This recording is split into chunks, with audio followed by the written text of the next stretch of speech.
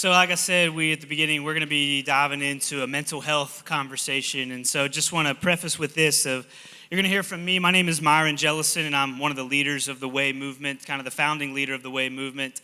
It's been a privilege and honor to be able to lead this group of young people on pursuit of truth. And so I'm just a local pastor, but I hang out with young people, and I really have a heart for you, and I want you to live your best life, and that's why we're here.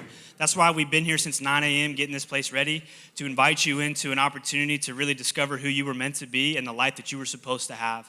And that's why we're here. Our heart's for you, and we want the best for you. And so me and Gabby and Ryan, we're just leaders, and we're not clinical psychologists. We're not therapists. That's a good word.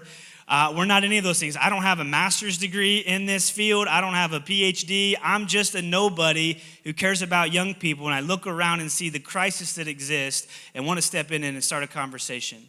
And so this is the beginning of a conversation I want to have with you, and if you want to talk afterwards, and we're going to open up the floor actually at the end for you to ask questions, and we're just going to navigate this together because we're going to lock arms, we're going to fight this, we're going to figure it out, find freedom, and walk in the best life that you have. And so some of the statistics that we found when we were studying this and preparing this is 1 in 5 young adults, 18 to 25-year-olds, have a diagnosed mental illness. 1 in 5.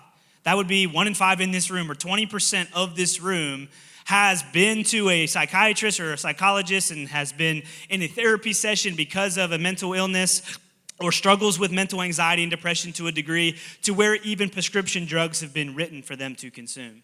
And so it exists, it's around us, and if you don't deal with it, you know somebody who does deal with it, maybe on a paralyzing level to their life of anxiety or depression or some type of mental struggle that they're navigating. So it's real, it exists, we acknowledge that. This is not a substitute, and what we say tonight is not gonna say medicine's bad, psychologists and psychiatrists and therapy's bad. No, we're saying that maybe that's not the be-all, end-all, and there's something else lacking, and that's what we're gonna try to bring tonight for you to digest and consume and process. If it works for you, might just be the thing that would change everything about your whole entire life. We're not discrediting the medical field at all. We believe those are important, but maybe not the be-all, end-all when it comes to this topic. So I want to do a social experiment with you guys. You in? Yeah. I love it. All right, I'm going to ask you all to stand up and get your phones out. Stand up, get your phone out. It's the only time you're going to have your phone out. After this, you can put it away and leave it away. Okay? If you are an Android user, I'm sorry. I can't help you. Okay, if you're an iPhone user, go to your screen time. If you're some of you know. All right, so go to your screen time. Androids, I don't know how to get there. Hopefully you do. Get to your screen time. Okay? Oh, we got a lot of excuses and justifications already. I watch TV on my phone. I watch 18 hours. Holy cow. Okay, here we go. Pay attention. Shh, ready? Now, I don't want to seat you down and have the person who has the most hours be the last one standing for humiliation. We're not going to do that. We're going to do it backwards. The most is going to sit down first, and the least is going to be up last. Okay, you ready? 12 hours or more daily average, sit down. Come on, we had somebody, couple people.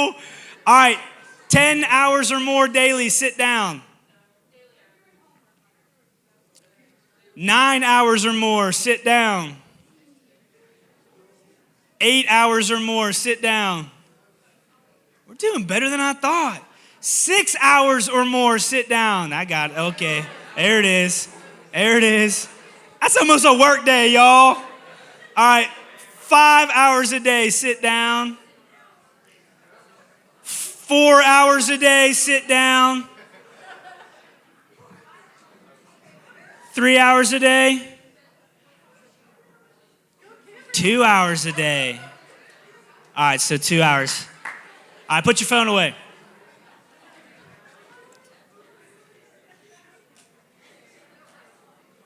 So what we've just discovered, sampling this room, is that you guys fit into the average demographic for screen time usage. Well done. You are average in that. Well done. But here's the thing, okay? The average young person in your demographic spends about 6 to 8 hours of screen time a day. And that includes Netflix, TikTok, social media, YouTube videos, some type of streaming service, whatever it is that you're consuming on your digital device. That's pretty average, 6 to 8 hours a week. Now, I want to paint your day for a second. All right, so let's say, what is like the expected amount of sleep you should get? How many hours? 8, right? 8, 2. Yeah, right, 2. How are you functioning? 8 hours a day. That's what they recommend. No one gets that, let's be honest. You might, but it's like what, 4 to 6 probably for most of you college students, right? But hey, let's just work off the 8 number for this illustration, okay? That means you have how many hours in your day? 16. Some of you need to go back to math class real quick. 16 hours in a day, okay? You spend about, 4 to 5 hours of class a day, roughly. You know, if you got 18 to 21 credit hours, it's about 4 to 5 hours of class a day. You're sitting in lecture. You got about 2 hours probably outside of the classroom. You got to get your work done, your assignments. So that's 6 hours. Some of you have a part-time job, so there's like 2 to 4 hours. Let's say 4, so there's, 10 hours. You got to eat 3 meals a day, right? And that's about 20 minutes a meal, so there's an hour right there for eating. You got about, say you spend an hour with your friends, socializing, hanging out, and then let's get to your phone. You spend about 3 to 4 hours on social media, average, and then you spend about 2 to 3 hours on video games, average. Now, I'm talking to the dudes a little bit more than the ladies there probably on the video games. Let's be honest, it's more than 2 or 3 hours a day sometimes. And I'm right there with you. I was gaming all the time in my college dorm. I'm not mad. I'm not upset. I don't even really care that much, except that you're doing something so mindless, right? And that's the whole point of this exercise is when you spend 3 to 4 on social media, 2 to 3 on gaming, hour with friends, eating, maybe work, homework, and class, you got no hours left in your day. It's time to get some sleep, 8 hours, wake up, and repeat. And was there anything in your day that you did for yourself? Anything in your day, and you might say, oh yeah, watching TikToks for myself. Yeah, right, come on, that's not really going to fill you up and get you excited and rejuvenate your life. So you didn't do anything for yourself. Some more video game statistics. 75% of college-age students spend 20 hours a week gaming. 40% of college students spend 30 hours or more a week. Digital content consumption is about 12 hours a week for this demographic. Now, I just want to paint a picture for you real quick. That's about 650 hours in your semester that you've spent gaming or social media. If you did that for 4 years of high school, or 4 years of college, that would be 2,750 hours. If you got a part-time job at $10 an hour, you would have made $27,000 and paid off probably a year or two of your college tuition, hopefully, and not been in a bigger debt than you were if you had spent it in a different direction rather than behind a device on a screen. And so here's the thing that I want to bring up tonight, is that we're all busy, right? We're all busy. We got so many things competing for our time. We got so many things that we're involved in that we've said yes to, and it's just a part of our daily rhythm to where we don't really have time to do the things that we really want to do, to be the person that we really want to become. Because the reality, no one becomes instantaneously overwhelmed and instantaneously busy. Nobody does. It's slowly over time.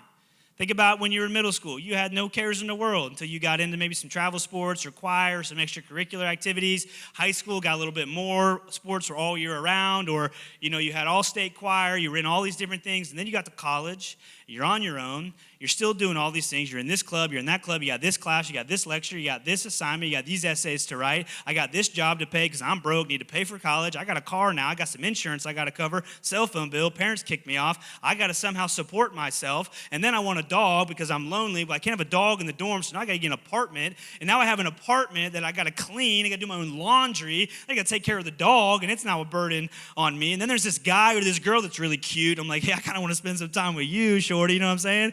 And then you're like giving some more time to them, and you're like hanging out with friends, and you're doing all these things over time, and it becomes overwhelming. And you feel like you don't have enough time in your day to get done what you need to get done. Anybody relate? Are we all in a position where we feel like we're just so busy that it's plaguing us and we're overwhelmed? And maybe if you're not in that place of overwhelmed, here's what I think I know, or what I believe. If you have free time in your days, you still have a mental state of overwhelmed. You do. And it stems from what Ryan's going to talk about later, of where we're constantly connected and consuming information to where we're never really resting. We're never really discovering who we really are. And things are good. Doing things are good. Hear this. Being busy is okay. But when you're rushed and too busy, then you're overwhelmed and you have a mental breakdown. You fall into anxiety. You fall behind. You get depressed and say, I'm not good enough. I'm a failure. I'm just going to quit and throw in the towel. And some of you might have been there or know somebody who's been there. And we're driven by a desire to do things that matter. We're driven by a desire to be influential, to have value and significance in our life, and travel and see the world and do everything that we can. We are plagued by FOMO to the 10th degree of missing out on something in this life. It's where we say yes and we say yes and we say yes and we want to do more, to the point of where we get overwhelmed. And so when you say yes to something, you're simultaneously saying no to something else. Think about it. When you say yes to something, simultaneously you are saying no to something else. And maybe the no that you're saying to is your mental sanity and your ability to be who you want to be and get done and accomplish what you want to really accomplish in your life. And so here's a phrase I want you to remember. Change your pace, change your perspective. Change your pace, slow down a little bit. It's really not that important, man. TikTok, social media, video gaming, YouTube vids, doesn't matter. Like, it's not that important, really, in the grand scheme of life. So focus on what really, change your pace, slow down, reprioritize, and gain a new perspective on life. And I want to share with you a guy named Jesus. Some of you guys might know Jesus, but Jesus was maybe one of the busiest men that ever lived on the face of the planet. He did a ministry for 3 years. But here's what I know about Jesus. He never ran, never skipped, never jogged. He walked everywhere. At one point, there was a girl who was dying. This Pharisee, this religious leader, his daughter was dying. And he came and he begged Jesus, hey, come and save my girl. Come and heal my girl. And Jesus said, okay, I will. And Jesus gets interrupted with this massive crowd, and this lady interrupts him. And it took so long for him to get to the girl died. Jesus didn't panic. He wasn't frustrated. He wasn't mad. He said, get out of the way. I got things to do. He got there and he raised the girl from the dead. Another time, Jesus' best friend Lazarus, they were in this town hanging out. Hey, we got to go. Lazarus is sick. We got to go heal your best man, your best friend. She's like, nah, we're good. We'll just chill here for a bit. He'll be fine. Was never rushed. Was never overwhelmed. He did the most important work of any human being that ever lived on the face of the planet, but he was never rushed. He was busy. We can be busy, but when we're overly busy, we are rushed. Anxiety sets in. Depression sets in. Failure sets in. And a mental breakdown and shutdown. And we just need a day, right? Don't get to that point, to the breaking point. So, I want you to choose what you want most versus what you want in the moment. I want you to choose what you want most than what you want in the moment. Think about your life. Think about the big picture. And do in the moment what you want most, not what's immediately readily available for you. Prioritize it. Write some goals. Set some strategies. Invite somebody in your life and say, hey, man, bro, hold me accountable. This is who I want to be. This is what I want to do. Set screen time on your phone to like 2 hours. You can limit each individual app. It's an incredible tool to use. And do what you want most versus what you want in the moment. Because here's the thing. Culture doesn't care about you. I know we have this idea of like, oh yeah, mental health day, right? Like we're all concerned about mental health, but they really don't care about you. You are a commodity. You are a way to make more money. Get into the workforce, work 40, 50, 60 hours a week in that world. But what's it all for, right? Facebook, TikTok, they just want you to keep scrolling because they can make more money on your attention on that screen. That's all they want. Your attention is a commodity to make somebody else some more money. And we're falling prey and we're wasting our life on these meaningless things to where we need to put those aside and value what's most important in our life and walk that path to become the person that we want to become and fight the mental anxiety and depression, insecurities and fears and overwhelmingness that we have because we're so busy. I'm going to invite some friends up on the room. I got a little bit of an illustration I want to give you real quick. Busyness will overwhelm you when you're pulled in so many different directions with your attention competed by so many different things. And so I got this little denim vest.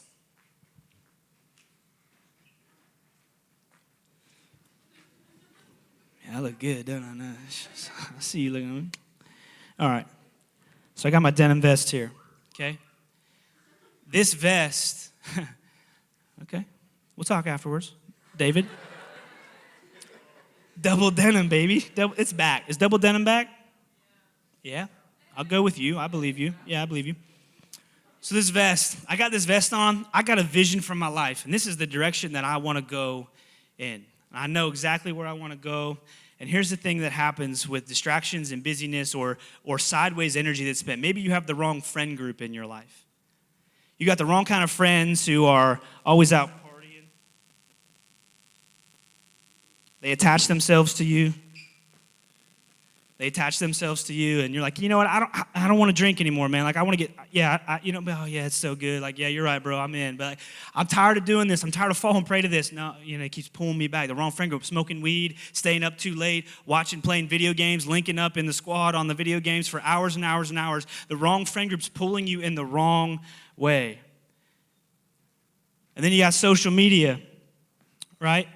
Social media where we're binging TikTok, and without us even realizing it, it clips onto us and it becomes a part of our daily rhythm that we're not even consciously aware of, and it's competing for our attention. You know what? I need to do my essay, but man, these TikToks are pretty good. I got to get my schoolwork done. I got to get the essay done. Man, these friends want me to game some, but I got to go this way. And I'm spending so much time in sideways energy. Maybe it's that boyfriend or that girlfriend that you want to link up with.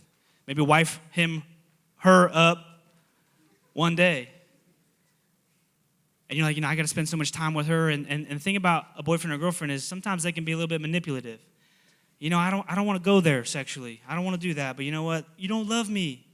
If you don't love me, you'll do this for me. You'll perform this act for me if you truly love me. But you know what? I want to stay pure for marriage because I know that's probably better for me, but they're just too cute and they're too manipulative and they got control over your life. I'm not on a leash, bro. Boyfriend, girl. They'll get you on a leash. And then anxiety sets in. It shows up on your doorstep.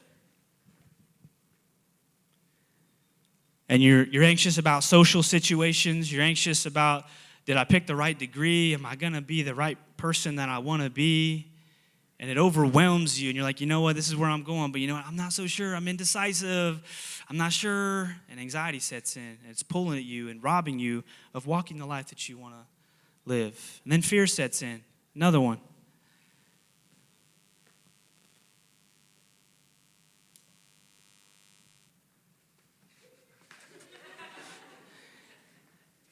And I don't want to be afraid of failure. I don't want to be afraid anymore. I want to be able to succeed and make mistakes, but it's pulling me back, and it's causing me to not live the life that I want to live. And insecurity sets in as well. It clips on without me even asking it to. I'm insecure about my body image, the comparison that comes with social media. My life is a wreck now. I'm in chains. I'm captive. I want to walk this way. I have a vision for my future. But because of all the sideways energy of insecurity, fear, of failure, of not fitting in, not being good enough, I got the wrong friend group, I spend too much time on my screen, I'm incapable of moving in the direction that I want to move. And the final step that could sit in would be depression, to where you feel like you are a failure. You feel like I'll never be good enough. You'll never be good enough. You should just quit. And some of you might even, ease up a little bit. Let me get up here. Some of you might even get to the point to where you want to take your own life because it's just overwhelming. There's too much expected of me. There's too many things competing for my attention. I'm seeking affirmation in all the wrong places, and I have this insecurity I'll never be good enough, and maybe I am never going to be good enough. And I put my identity in the things of this world and drinking and partying and sex and boys and girls and sports and accolades and careers and money and achievements and all these things of the flesh, which are robbing me of walking the direction and the life that I want to live. And so we're going to talk more about this at the end. But for now, I'm trapped, and I'm chained, and I'm plagued by all this. And I cannot go as hard as I want to pull. Man, I am not pulling these 8 things into the direction that I want to go. Thank you. Miss Gabby's up next.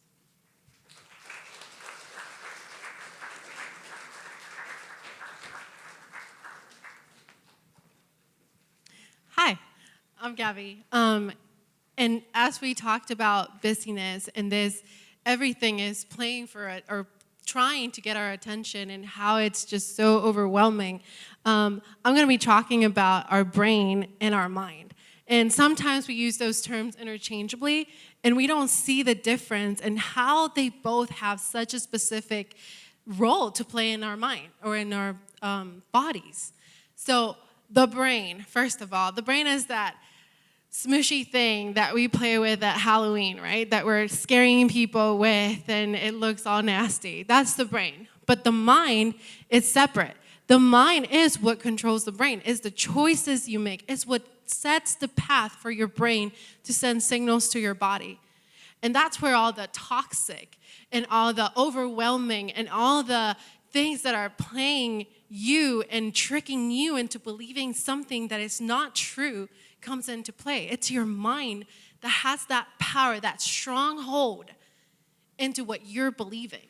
So what we're going to look at is just how can we take control back? Because think of this. Think about when you were a toddler, or you've seen toddlers in the grocery store, and they're throwing a fit. They're like screaming, I want that candy, and I want it now.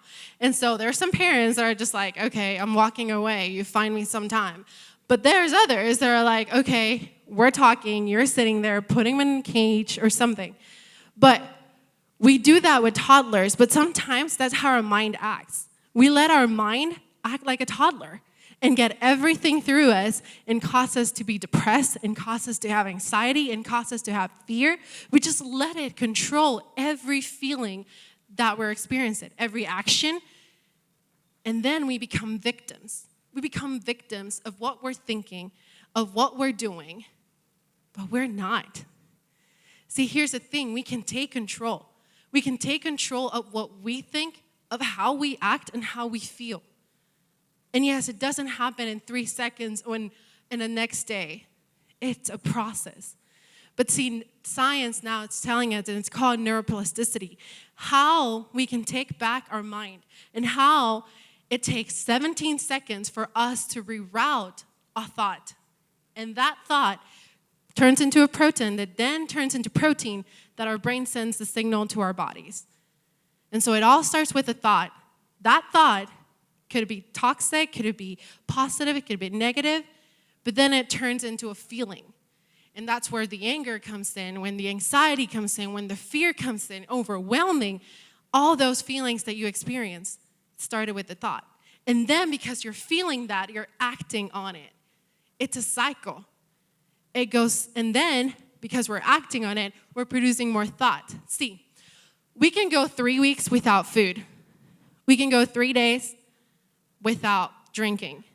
But we can't go 3 seconds without a thought.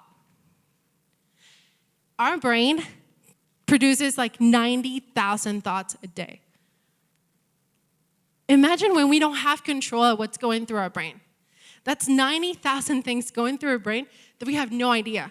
And then one day we wake up and we're like, I don't know where this came from. I don't know why I'm feeling so overwhelmed, so anxious, so fearful. But guys, we can take it back. And see, the Bible has been telling us all along, renew your mind daily. Take it back. Set your mind on things above and things of the Spirit so to bring life and peace. So here was that would look like.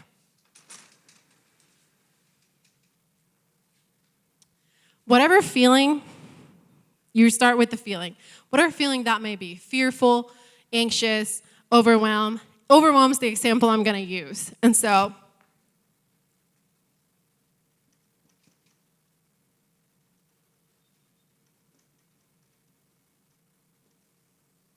that's the big feeling. And so taking every thought captive means to narrow it down. Okay, where is this overwhelmness coming from? Let's say it's coming from school. Why?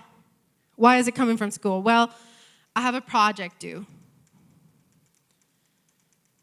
Well, I don't feel like I'm good enough to be in this program.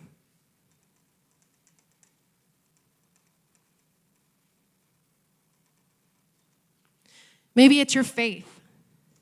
Maybe you grew up in church, but now you really have no hope and you don't know where you stand with God.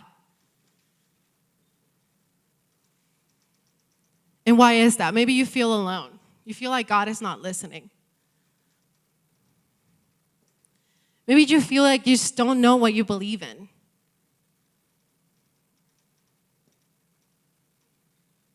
Maybe it's friends.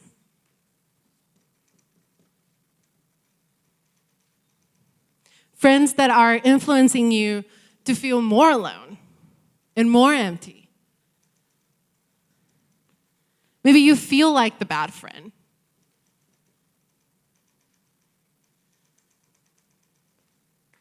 Maybe it's your health. your body. Maybe it's insecurities. See, and when you take those thoughts, what's the thing that I'm feeling the most? Fear, overwhelmed, anxious. And then you take down every thought. I mean, that's 90,000 thoughts. I don't expect you to write all of them down. But everyone that you can identify, like, okay, I just did not do good on that test, and now I feel like I'm not worth it. When you identify that toxic thought, it's not by identifying that it will miraculously just turn into, okay, I'm good now. But it's us taking it captive and bringing truth to it, bringing light to it. And what is light? What is truth? Well, the truth is what the Bible says. And so when you have that, that's why you have community, you have the Bible, and then you have you're not good enough, like for school. And then 2 Corinthians says that in your weakness, he is strong.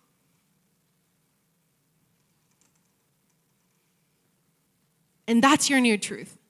And when that thought of I'm not good enough comes in,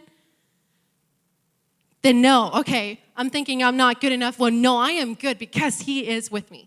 Because I am his child. I am good because he makes me good. Because he makes me enough. And I deserve it because he gave it to me. Or when the thought of feeling alone comes in, then there's Matthew 28:20. I am with you always. You are never alone. When he is with you, he lives within you. So if you're feeling alone, just talk to him. And reroute that thought so that it can stop being so toxic. And guys, this is not going to take a day. It might not even take a month. It might take a year. But this is how you take control back. And this is how you show your light into the lies. And maybe, your brain doesn't work like this. This is me. This is all tangled up. But maybe you're OCD. And so I call this the spider web. But you could also just do a chart of putting lies here and putting the truth here. There's all kinds of things. And seek each other, seek community.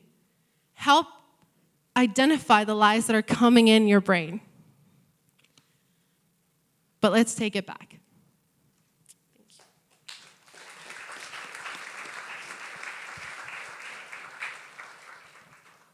Thanks, Gabby. And when she said maybe you're OCD, that's the chart that I use. So I think that was at me there.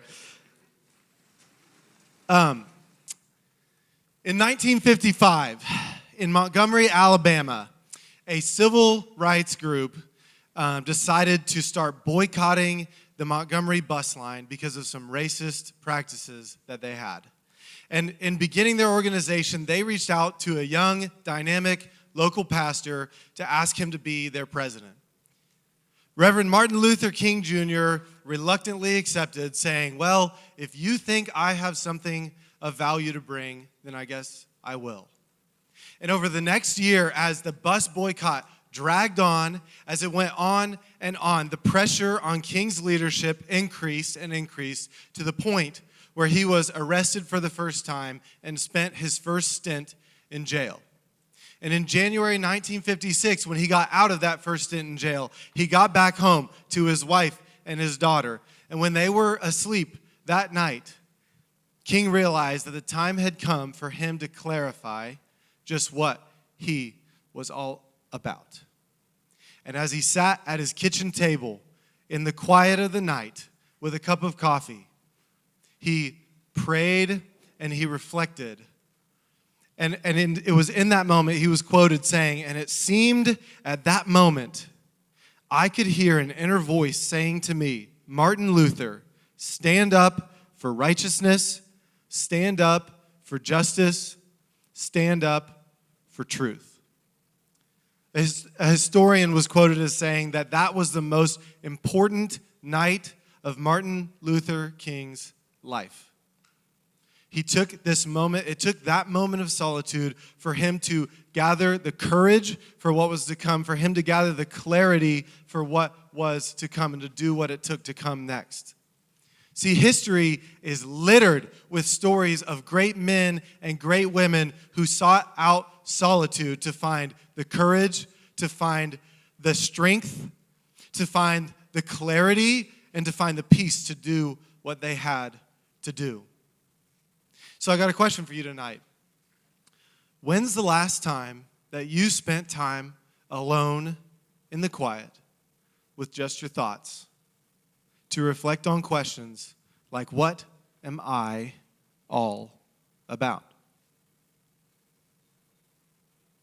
I had a conversation with some guys from Wheeling University a year or two ago, and in which they told me that both of them pretty much spend all day alone in their room.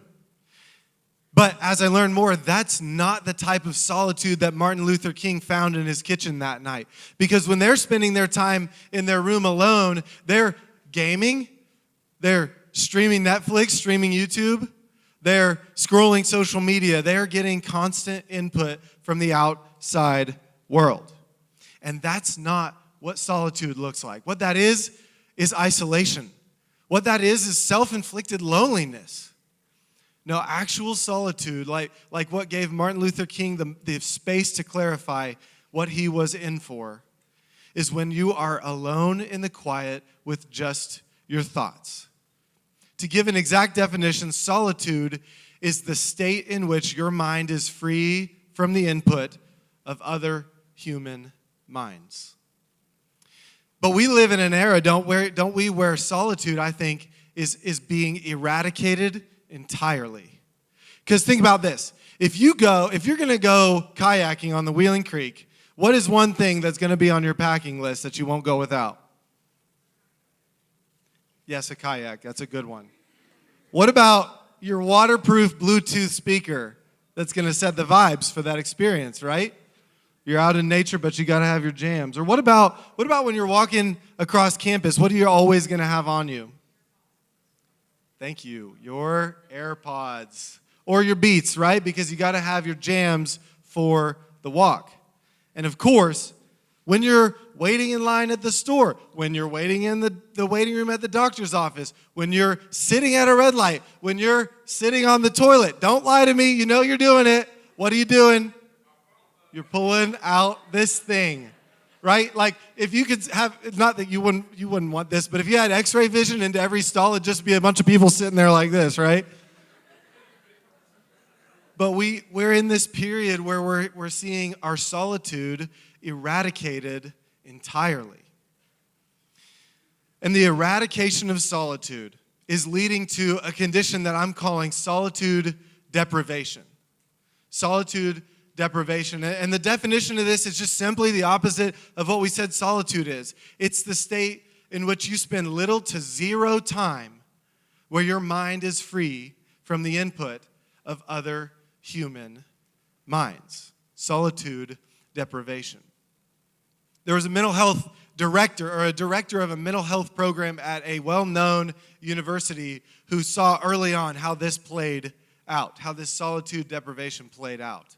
See, she had spent decades in the business, and over that time, she had seen a very consistent number of mental health cases coming through her office and a very consistent types. She saw things at that point that were decades old, expected of college students. You would see homesickness. You'd see eating disorders. You'd see depression. You'd see a little bit of OCD. But almost overnight, the number of students coming through their office skyrocketed. And that number of cases was dominated by a condition that had been, up to that point, fairly rare. And that condition, you know what it was? Anxiety. And what was crazy is that this director, she noticed that this coincided exactly with the group of students coming into college that was born in the year 1995 or later. And there was a direct correlation. That was the group of students, the group of people who entered their preteens at the same time that smartphones and constant connectivity became universally available. there was a correlation between the rise in devices and connectivity to the internet and the rise in anxiety in mental health institutions. And other experts corroborated this, seeing that, yes, there really was a correlation between the rise of anxiety and the arrival of the cell phone as a universal item in the American household. So, what we have is that solitude deprivation leading to anxiety. And we don't know exactly why it's causing this. We don't have, as far as I've never heard, a clear-cut explanation that says this is why this time on your smartphone, on your screen of getting constant communication and connectivity to the outside world creates anxiety. We don't have a clear-cut explanation, but we have a clear-cut correlation. And I'm wondering, when are we going to take the evidence seriously and take action on this? When is the last time you had a moment alone in the quiet with just your thoughts? See, we have constant connectivity causing the entire eradication of solitude, leading to this condition that's called solitude deprivation, which is creating anxiety, which I don't think I have to convince you that anxiety is leading to the degradation of our quality of life. So, what's the solution to this big problem? It's simple. Seek solitude. Be intentional. Prioritize moments of solitude. And look, this can sound overwhelming because you think you got to find a cabin in the woods with no water running to it, no telephone lines in sight anywhere, no connectivity to nothing. But that's not what I'm talking about. Solitude can be found in your dorm room with your TV off and your phone on Do Not Disturb for 5 minutes. It can be found in a crowded coffee shop or a crowded cafeteria if you find yourself at a table alone instead of pulling out your phone or opening up your computer. It can just be sitting quietly and paying attention to your thoughts. It can be found on a walk around this beautiful campus in wild and wonderful West Virginia. Solitude is not as much about what's happening in the environment around you as it is about what's happening in your own mind. But here's the deal, y'all. I don't believe in self-help. I believe in a God who is bigger than you and me, who created you and created me, and he knows you better than you know yourself, and he loves you more than you could possibly comprehend. And so I think that the real benefit of solitude is found when that solitude is found in prayer to God, when we're talking with him. It's found the real mental health the mental healing that we find in solitude comes from when we meditate on God's word. We take a Bible verse, we memorize it, and we turn it over and over in our mind, exploring his meaning. It's found when we listen to God. When we sit and be quiet, we ask God a question, and we just be patient and quiet and give him the space to answer. That's where I believe that real, true solitude is found that brings the mental healing that we desire. See, the crazy thing is just like Gabby said, this problem, this anxiety thing, it is new to us. It feels new, but it's not new to God. And this solution of solitude, it's an idea we haven't heard before, but it's not a new idea. In fact, if you look at the Bible, it's littered throughout the Bible that there's wisdom in seeking prayer, seeking meditation in God's word.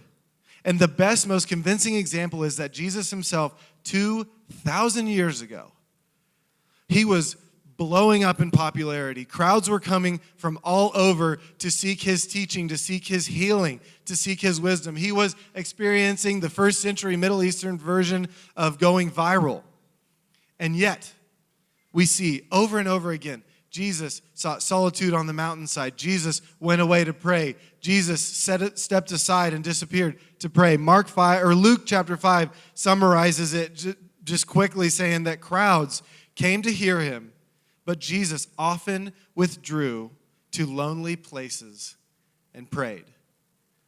And he called us to follow his example because he knew that his spiritual restoration and his mental restoration would be found by spending time alone with his Father and being connected with his Creator. And I think that the same is true for you and me. So I encourage you guys, go and seek intentional moments of solitude on the daily. It's accessible. It doesn't have to be crazy. Seek intentional moments of solitude so that you have an answer for the question, when was the last time you had a quiet moment alone with only your thoughts?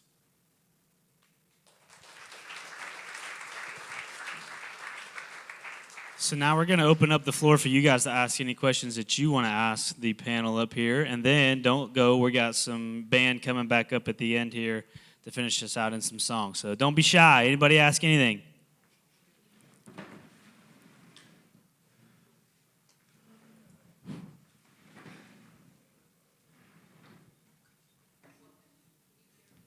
Nope. There we go.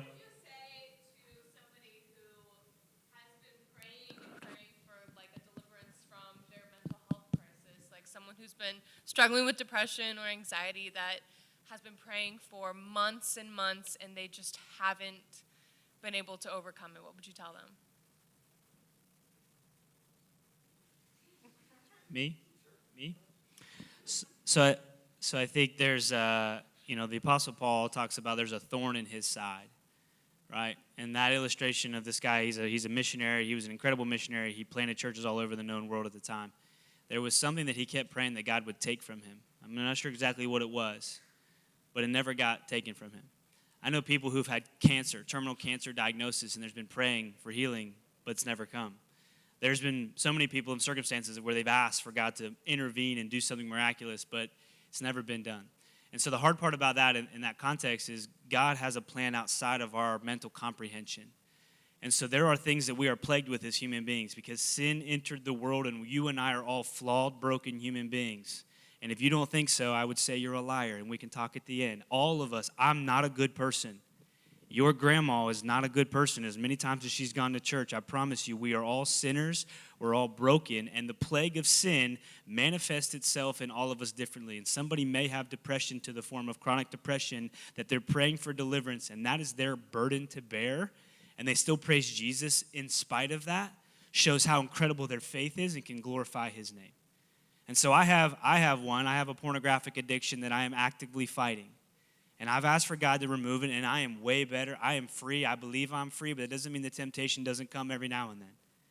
And each one of us probably have something that is chronically tempting us or chronically burdening us that we may never get relief from it because it may be the thing that we can glorify the name of Jesus the most, because in spite of that, he's still good. He still loves me. He has a plan for me. And above all else, I will follow him because I know he's the way, the truth, and the life, and the only hope that I have is in him. Don't give up.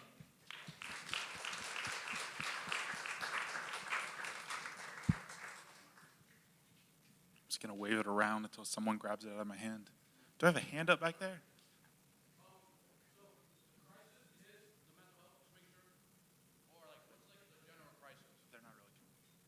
Of this demographic, of the generation? I would say that there is a crisis among young people of mental health struggles. Okay. Thank you. You're welcome. It's not the crisis. Sin is the crisis, people.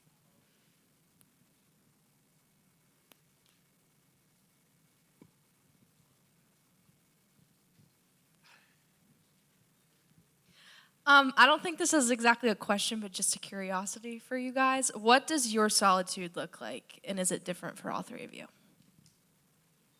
I'll go first because in prepping the message, I've had to think about this for myself. So, one, I struggle to set aside solitude just like anybody else does. So I'm not going to act like I'm up here perfect and I get it right every time.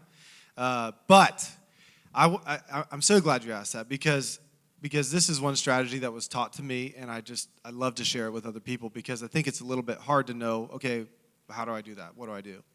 And so what I do when I'm spending my quiet time with God, I'll spend some time reading the Bible, but I try to make time, and I'll set a timer for 3 minutes, 5 minutes, something like that, and I will just sit in like a comfortable chair, but not in a sleeping position because you'll fall asleep, and just like rest your hands on your knees, close your eyes, and literally like ask God a question that is 6 words or less, God, do you love me?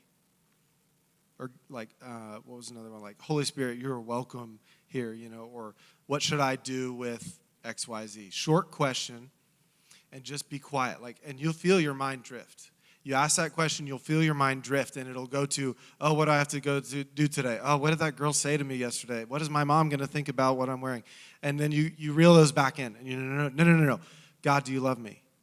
And you quiet again, and you just try to calm and clear your mind. And I find that is like a very restful thing to do, and that's how I like seek that solitude and quiet, just listening to God. For me, the best solitude I get is in my car. I turn the radio off. I can't use my phone. I mean, I want if I could, but I shouldn't. So my phone is just laying there, and I'm just, not putting any input in my brain. Same, you took mine. I got a wife and 3 kids. It's really hard to find quiet in my house. But I gotta intentionalize it by getting up before everybody else in the house. And there's mornings that I do, and there's mornings that I don't. And so when I get up in the morning, it's my Bible open. It's just sitting there. It's reading. It's just thinking. It's just praying. And it's just asking God, your will. What do you want from me today? What do you want me to do right now and in the future? And I want to do what you want more than I want to do what I want. That's my prayer. Every time I get a chance, God, I want what you want from my life more than what I want from my life, because I'll screw it up. I've proven that over the years that I've been on this earth. When I'm in control, it doesn't go well. And then there's a pivotal moment to where you give it over to him and give control over to him and live the life that he's calling you to live, and that's the path. Cut these baggage and these chains off and pursue him. And that's my prayer, and that's really my solitude. But in the car, I don't have the radio on ever, and I just listen, and I'm such a good driver, I don't have to think when I drive. All of us don't think when we drive, actually. It's kind of crazy. Like, our mind is so good at remembering, like, where we've been, how to travel. So I just think, get my mind clear while I drive.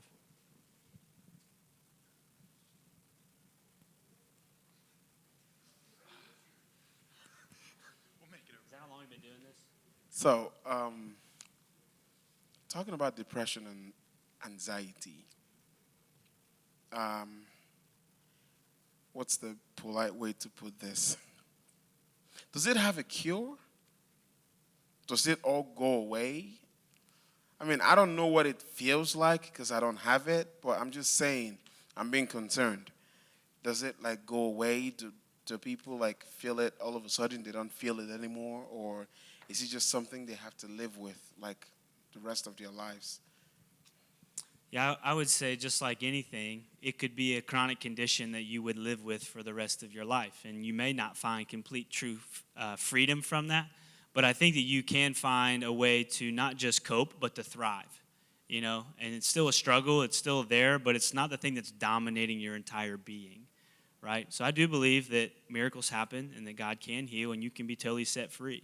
But I think the more practical thing is that God will walk it out with you, providing coping mechanisms, truths in his word, people around you to support you and encourage you, so therefore you can, suppress it to the point of where you're thriving in life and it's not plaguing you and burdening you to the point of where you're just overwhelmed and just give up to the point of where you just want to end your life. So it can, absolutely, I believe it can. Modern medicine is a good way to cope, but I don't think modern medicine is enough. I think there's something deeper inside of us that only Jesus can fill that can begin the true healing process that may not truly eradicate it, but will give you the life that you can thrive and deal with it in the way in which is the most healthy way for you to have the life you're supposed to live.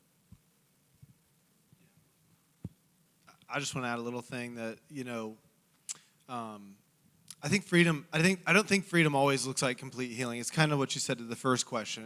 It doesn't always look like instantaneous full healing. I mean, we see in the Bible that God can do that, and I believe that he does do that.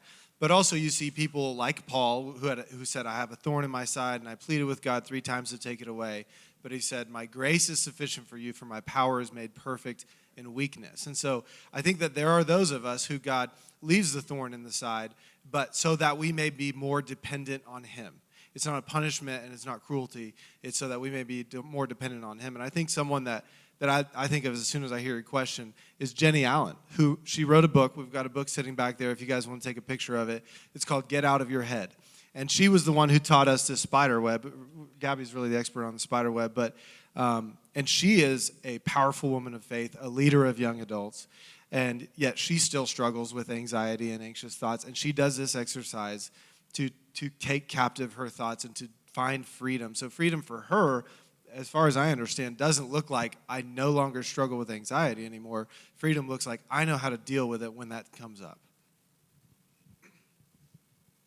All right, that's all we got time for. We're going to have the band come back up, and we're going to finish out with some music. But I just want to finish out with this. The reason I kept this jacket on and looking like a fool up here is because the illustration is not over.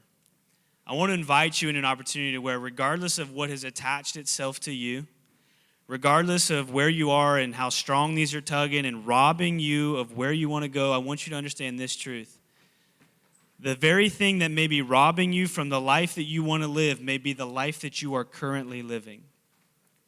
The very thing that's robbing you from the life that you want to live is the life that you are currently living. Nobody ends up where they want to by accident. Nobody gets to where they want to be by happen chance or just, maybe some people get lucky, whatever. But the majority of people succeed and thrive and have fulfillment in this life because they were intentional. They chose what was most important versus what was relevant in the moment. They disciplined themselves to do the things that they were supposed to do, cutting these things off, taking off this jacket with all of these unintentional or these baggage things that got you held back from being the person that you want to be. And I know we've mentioned his name, Jesus, and here's what I want to invite you tonight as we sing and as we worship for the next little bit of time. I want you to ask the profound question is, who is Jesus to me? Because here's who he is to me. I had many ropes attached to me, and I was pulled in so many different directions, and my life was miserable. When my life was in my control, I was a miserable human being. And then I cut these chains off. I cut these ropes off. And it was only by Jesus, on his sacrifice on that cross, for the forgiveness of all the mistakes that I've ever made in my entire life. I abused women, not physically, sexually. I manipulated them. Became addicted to pornography. I was selfish and full of pride. It was all about me, the Myron show. Whatever I wanted, I would use people to try to climb up this ladder of success and accolades. And looking back, I did a lot of damage to people. There's a lot of scars that I inflicted on people. And I was a miserable human being trying to do life my way. And I had so many ropes, more than 8. And it was when I came to this pivotal moment of realizing what Jesus had done and the life that he was calling me to, the freedom that I could find, I could take off this stupid jacket and I could walk free in the forgiveness and the grace that he has in my life. And now things don't stick to me anymore. I know where I'm going. I know who I am. I know what he's done for me. I know what he's calling me to. And when stuff tries to clip to me, I go, is it important? Is it inside Jesus' plan for my life? Get out of here. I don't want it. That's where I'm headed. And I'm a blessed man. My life is in a completely different place now.